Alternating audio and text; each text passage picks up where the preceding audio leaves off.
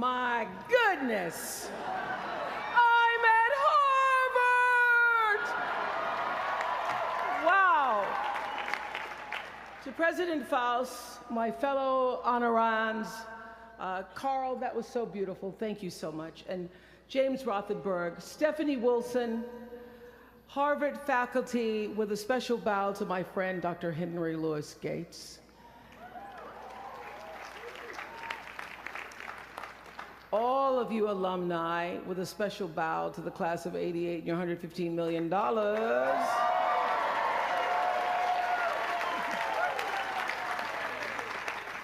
And to you, members of the Harvard class of 2013. Hello. I thank you for allowing me to be a part of the conclusion of this chapter of your lives and the commencement of your next chapter. To say that I'm honored doesn't even begin to quantify the depth of gratitude that really accompanies an honorary doctorate from Harvard. Not too many little girls from rural Mississippi have made it all the way here to Cambridge, and I can tell you that I consider today, as I sat on the stage this morning, getting teary for you all and then teary for myself, I consider today a defining milestone in a very long and a blessed journey. My one hope today is that I can be a source of some inspiration. I'm going to address my remarks to anybody who's ever felt inferior or felt disadvantaged, felt screwed by life. This is a speech for the quad.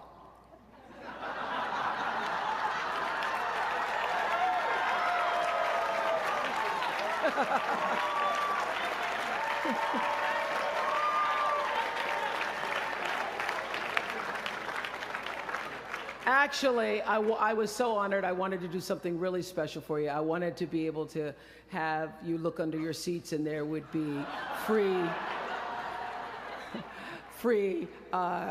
master and doctor degrees. But I see you got that covered already.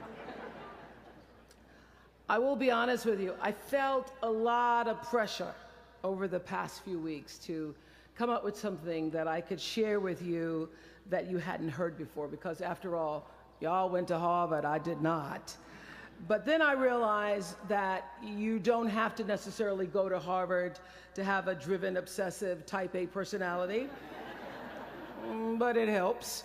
And while I may not have graduated from here, I admit that my personality is about as Harvard as they come. You know, my television career began unexpectedly. As you heard this morning, I was in the Miss Fire Prevention contest. That was when I was 16 years old in Nashville, Tennessee, and you had the requirement of having to have red hair in order to win, up until the year that I entered. So they were doing the question and answer period, because I knew I wasn't going to win in the swimsuit competition. So during the question and answer period, the question came, "Why, young lady, what would you like to be when you grow up?" And by the time they got to me, all the good answers were gone.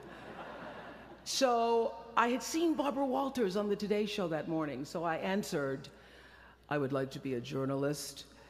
I would like to tell other people's stories in a way that makes a difference in their lives and the world." And as those words were coming out of my mouth, I went, "Whoa, this is pretty good. I would like to be a journalist. I want to make a difference." Well, I was on television by the time I was 19 years old. And in 1986, I launched my own television show with a relentless determination to succeed. At first, I was nervous about the competition, and then I became my own competition, raising the bar every year, pushing myself as hard as I knew. Sound familiar to anybody here? Eventually, we did make it to the top, and we stayed there for 25 years. The Oprah Winfrey Show was #1 in our time slot for 21 years, and I have to tell you, I became pretty comfortable with that level of success.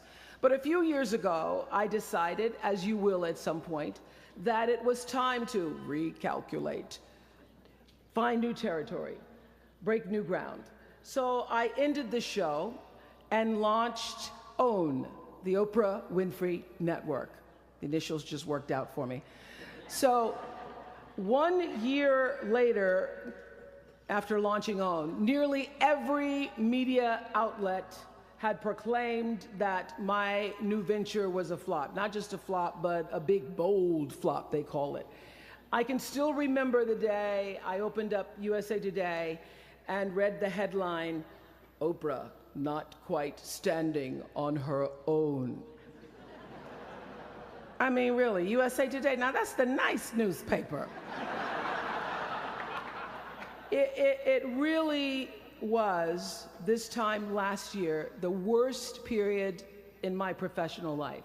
I was stressed and I was frustrated, and quite frankly, I was embarrassed. It was right around that time that President Faust called and asked me to speak here, and I thought, you want me to speak to Harvard graduates? What could I possibly say to Harvard graduates, some of the most successful graduates in the world, in the very moment when I had stopped succeeding? So I got off the phone with President Faust, and I went to the shower. It was either that or a bag of Oreos. So I chose the shower. And I was in the shower a long time, and as I was in the shower, the words of an old hymn came to me. You may not know it. It's by and by, when the morning comes. And I started thinking about when the morning might come, because at the time I thought I was stuck in a hole. And the words came to me, trouble don't last always, from that hymn. This too shall pass. And I thought, as I got out of the shower, I am going to turn this thing around, and I will be better for it. And when I do, I'm going to go to Harvard, and I'm going to speak the truth of it. So I'm here today to tell you, I have turned that network around.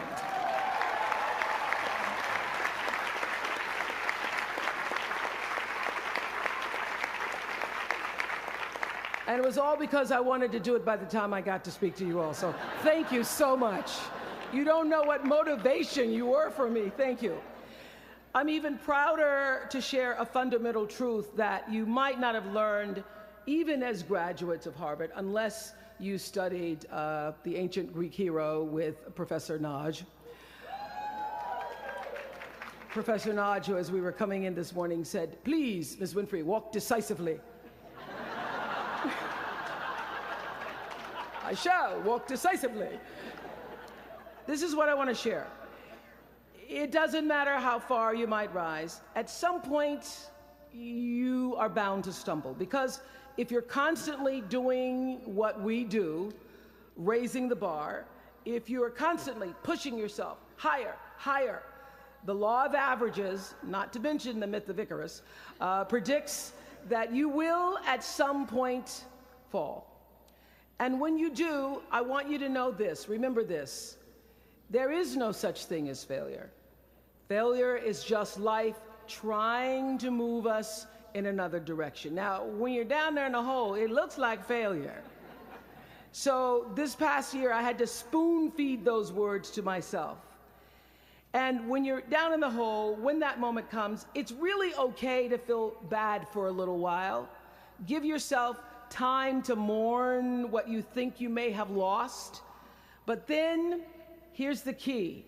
Learn from every mistake, because every experience, encounter, and particularly your mistakes are there to teach you and force you into being more of who you are. And then figure out what is the next right move. And the key to life is to develop an internal, moral, emotional GPS that can tell you which way to go. Because now and forevermore, when you Google yourself, your search results will read Harvard 2013. And in a very competitive world, that really is a calling card, because I can tell you, as one who employs a lot of people, when I see Harvard, I sit up a little straighter and say, where is he or she? Bring them in. It's an impressive calling card that can lead to even more impressive bullets in the years ahead. Lawyer, senator, CEO, scientists, physicists, winners of Nobel and Pulitzer Prizes, or late-night talk show host. But the challenge of life, I have found, is to build a resume that doesn't simply tell a story about what you want to be, but it's a story about who you want to be. It's a resume that doesn't just tell a story about what you want to accomplish, but why.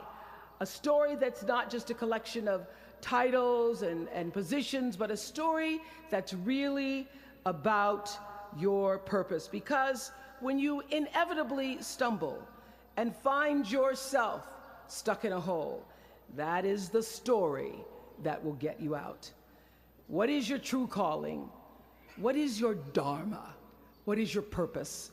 For me, that discovery came in 1994 when I interviewed a little girl who had decided to collect pocket change in order to help other people in need. She raised $1,000 all by herself, and I thought, well, if that little 9-year-old girl with a bucket and a big heart could do that, I wonder what I could do.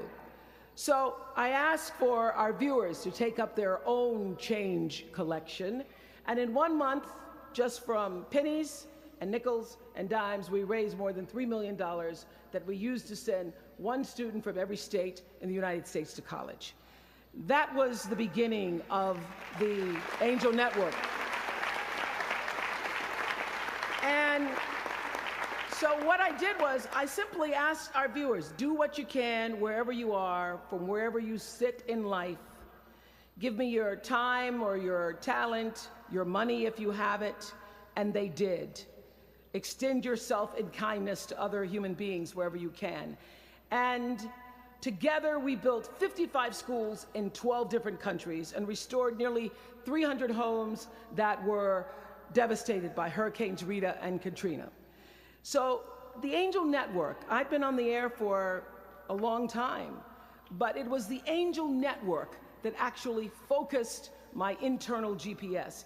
It helped me to decide that I wasn't just going to be on TV every day, but that the goal of my shows, my interviews, my business, my philanthropy, all of it, whatever ventures I might pursue, would be to make clear that what unites us is ultimately far more redeeming and compelling than anything that separates me. Because what had become clear to me, and I want you to know, it isn't always clear in the beginning, because as I said, I've been on television since I was 19 years old. But around 94, I got really clear. So don't expect the clarity to come all at once, to know your purpose right away. But what became clear to me was that I was here on Earth to use television and not be used by it, to use television to illuminate the transcendent power of our better angels. So this Angel Network, it didn't just change the lives of those who were helped, but the lives of those who also did the helping.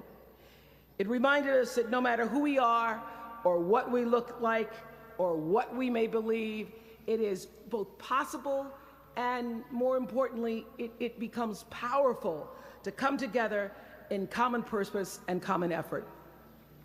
I saw something on the Bill Maher show recently that so reminded me of this point. It was an interview with David and Francine Wheeler. They lost their 7-year-old son, Ben, in the Sandy Hook tragedy. And even though gun safety legislation to strengthen background checks had just been voted down in Congress at the time that they were doing this interview, they talked about how they refused to be discouraged. Francine said this. She said, "Our hearts are broken, but our spirits are not. I'm going to tell them what it's like to find a conversation about change that is love, and I'm going to do that without fighting them." And then her husband David added this: "You simply cannot demonize or vilify someone who doesn't agree with you. Because the minute you do that, your discussion is over. And we cannot do that any longer. The problem is too enormous. There has to be some way that this darkness can be banished with light. In our political system and in the media, we often see the reflection of a country that is polarized, that is paralyzed, and is self-interested. And yet, I know you know the truth. We all know that we are better than the cynicism and the pessimism that is regurgitated throughout Washington and the 24-hour cable news cycle. Not my channel, by the way. We understand that the vast majority of people in this country believe in stronger background checks because they realize that we can uphold the Second Amendment and also reduce the violence that is robbing us of our children. They don't have to be incompatible.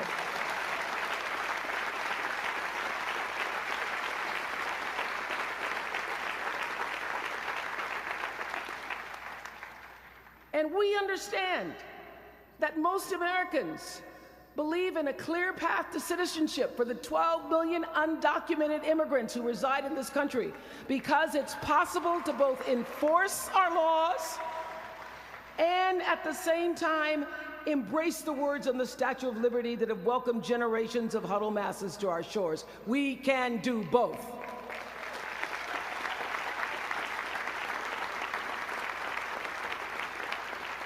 And we understand, I know you do because you went to Harvard, that people from both parties and no party believe that indigent mothers and families should have access to healthy food and a roof over their heads and a strong public education. Because here in the richest nation on earth, we can afford a basic level of security and opportunity. So the question is, what are we going to do about it? Really, what are you going to do about it? Maybe you agree with these beliefs, maybe you don't. Maybe you care about these issues, or maybe there are other challenges that you, class of 2013, are passionate about. Maybe you want to make a difference by serving in government. Maybe you want to launch your own television show. Or maybe you simply want to collect some change. Your parents would appreciate that about now. The point is, your generation is charged with this task of breaking through what the body politic has thus far made impervious to change. Each of you has been blessed with this enormous opportunity of attending this prestigious school. You now have a chance to better your life, the lives of your neighbors, and also the life of our country. When you do that, let me tell you what I know for sure. That's when your story gets really good. Maya Angelou always says, when you learn, teach. When you get, give. That, my friends, is what gives your story purpose and meaning. So you all have the power in your own way to develop your own Angel Network. And in doing so, your class will be armed with more tools of influence and empowerment than any other generation in history. I did it in an analog world. I was blessed with a platform that at its height reached nearly 20 million viewers a day. Now here in a world of Twitter and Facebook and YouTube and Tumblr, you can reach billions in just seconds. You're the generation that rejected predictions about your detachment and your disengagement by showing up to vote in record numbers in 2008. And when the pundits said, they talked about you, they said you'd be too disappointed, you'd be too dejected to repeat that same kind of turnout in the 2012 election, and you proved them wrong by showing up in even greater numbers. That's who you are. This generation, your generation, I know, has developed a finely honed radar for BS. Can you say BS at Harvard? The spin and phoniness and artificial nastiness that saturates so much of our national debate. I know you all understand better than most that real progress requires authentic an authentic way of being, honesty, and above all, empathy. I have to say that the single most important lesson I learned in 25 years talking every single day to people was that there's a common denominator in our human experience. Most of us, I tell you, we don't want to be divided. What we want, the common denominator that I found in every single interview, is we want to be validated. We want to be understood. I've done over 35,000 interviews in my career.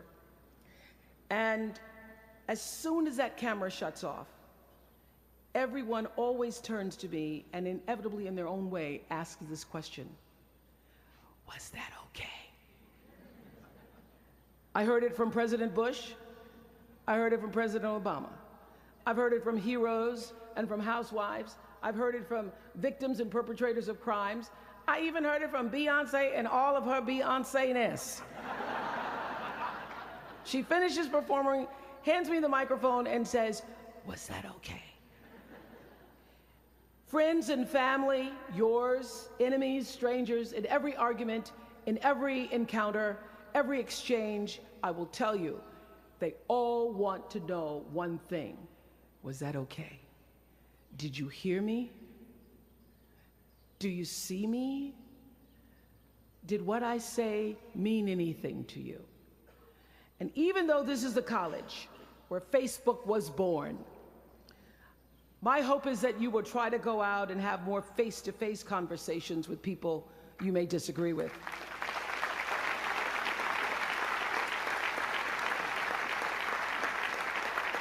That you'll have the courage to look them in the eye and hear their point of view, and help make sure that the speed and distance and anonymity of our world doesn't cause us to lose our ability to stand in somebody else's shoes and recognize all that we share as a people. This is imperative for you as an individual and for our success as a nation. There has to be some way that this darkness can be banished with light, says the man whose little boy was massacred on just an ordinary Friday in December. So whether you call it soul or spirit or higher self, intelligence, there is, I know this, there's a light inside each of you, all of us, that illuminates your very human beingness if you let it. And as a young girl from rural Mississippi, I learned long ago that being myself was much easier than pretending to be Barbara Walters. Although when I first started, because I had Barbara in my head, I would try to sit like Barbara, talk like Barbara, move like Barbara. And then one night I was on the news, reading the news, and I called Canada, Canada. And that was the end of me being Barbara. I cracked myself up on TV, couldn't stop laughing, and my real personality came through. And I figured out, oh gee, I can be a much better Oprah than I could be a pretend Barbara. I know that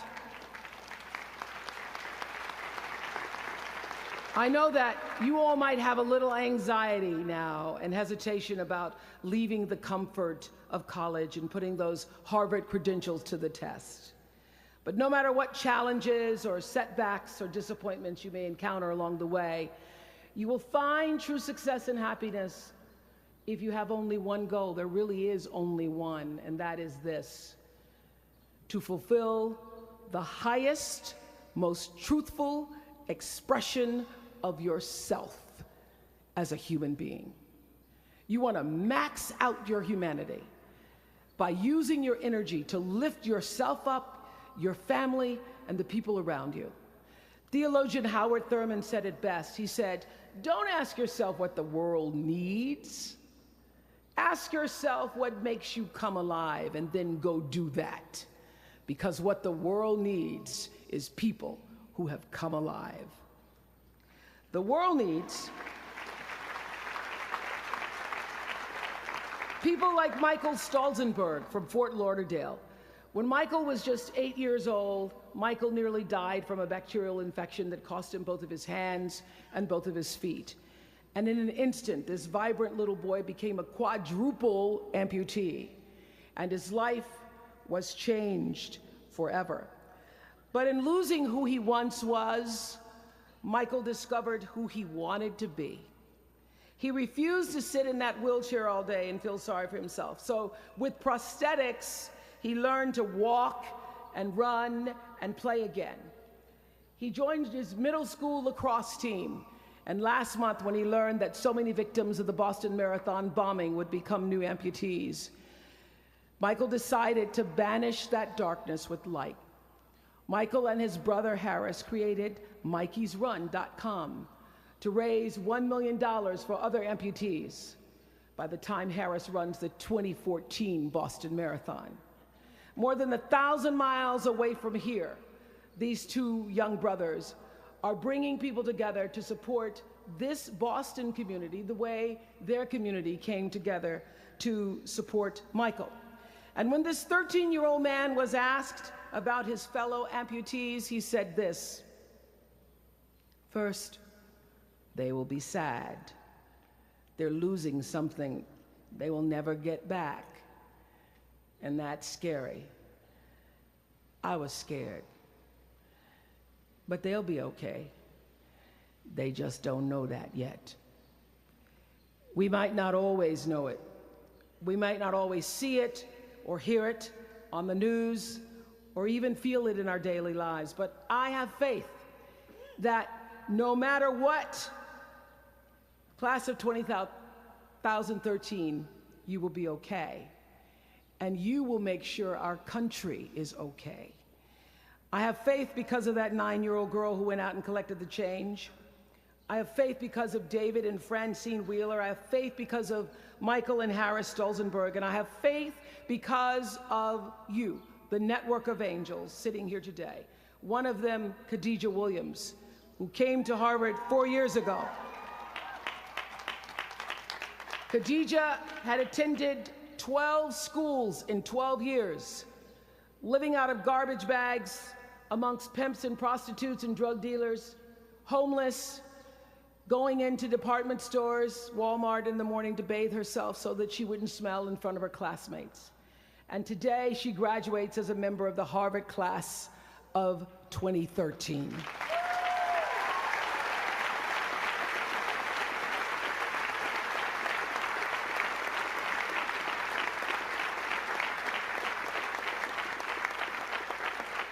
From time to time, you may stumble, fall. You will for sure count on this. No doubt you will have questions and you will have doubts about your path. But I know this: if you're willing to listen, to be guided by that still small voice that is the GPS within yourself, to find out what makes you come alive, you will be more than okay. You will be happy, you will be successful, and you will make a difference in the world. Congratulations, class of 2013. Congratulations to your family and friends. Good luck, and thank you for listening. Was that okay?